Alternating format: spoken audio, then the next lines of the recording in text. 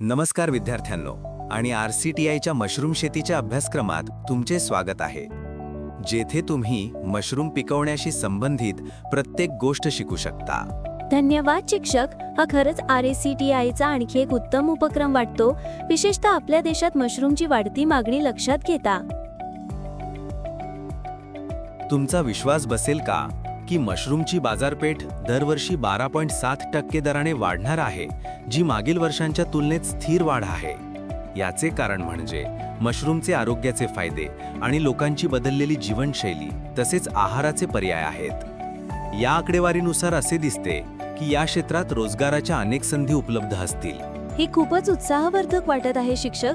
तुम्ही मला सांगू शकता का की या कोर्स नंतर मला कोणत्या प्रकारच्या नोकरीच्या संधी मिळू शकतात आणि हा कोर्स मला आत्मनिर्भर बनवेल का?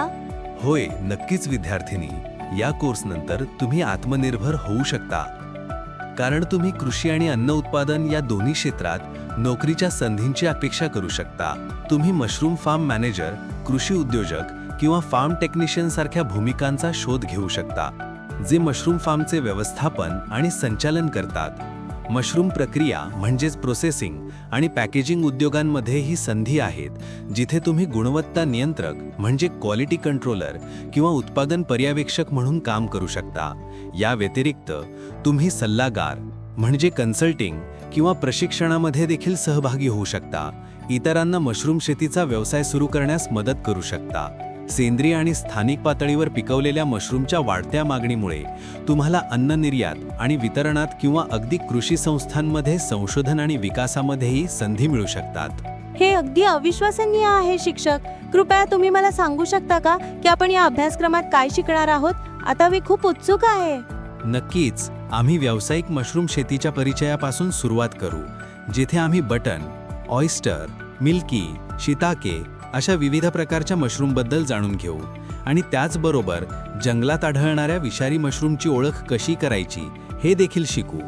यानंतर आम्ही शेतीच्या ठिकाणानुसार मशरूमच्या निवडीकडे वळू आणि मग मशरूम शेतीच्या 6 टप्प्यांबद्दल जाणून घेऊ, ज्यात फेज 1 आणि 2 कंपोस्टिंग, स्पॉनिंग, केसिंग, पिनिंग आणि क्रॉपिंगचा समावेश आहे।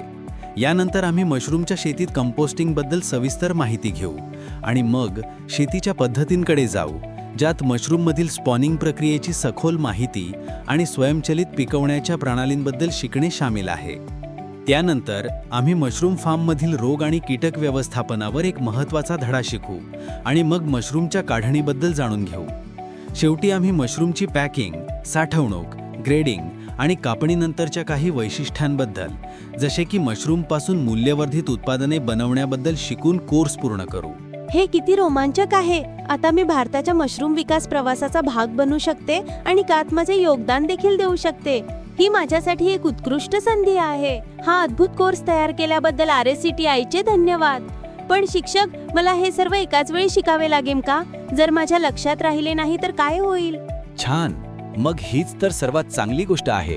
विद्यार्थिनी, तुला काहीही लक्षात ठेवण्याची गरज नाही, कारण तू कोणत्याही धड्यावर परत जाऊन पुनरावृत्ती आणि क्रॉस चेकिंग करू शकतेस। आता मला याबद्दल अधिक आत्मविश्वास वाटत आहे। धन्यवाद। आपण अभ्यासक्रम सुरू करूया का?